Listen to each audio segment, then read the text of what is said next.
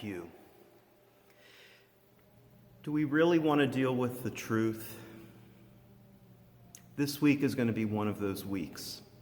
It's going to be one of those times when we gather, we're going to be asking some deep questions, questions that in faith we must ask. We'll hear from the prophet Amos.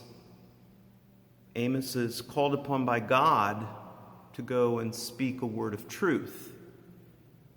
I'll tell you, the people then didn't want to hear it. They were offended by it.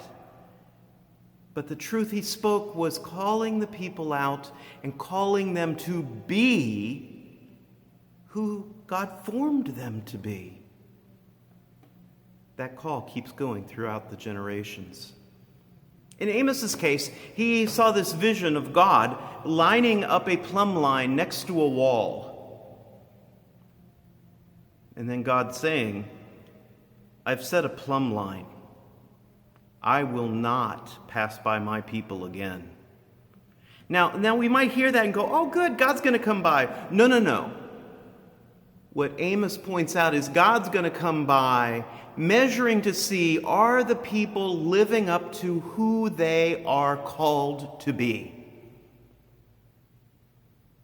Now, if we look at the rest of Amos, what we discover is there's statement after statement about how unjust the people were living. They were taking advantage of the poor and the marginalized, the weak. Oh, we don't like the truth, do we? What about for us? How do we measure up on that plumb line? Jesus tells us that we are to love God with all our heart, soul, mind, and being, and we are to love our neighbor as ourselves.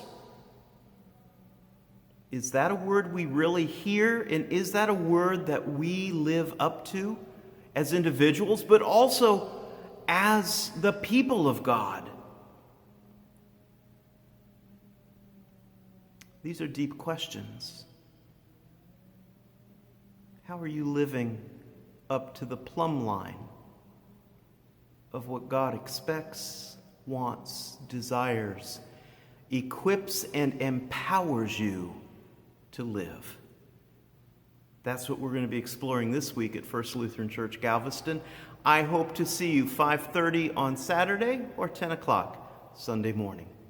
Have a blessed rest of your week, and let God's word rattle around your head and heart, stirring you to deeper faith.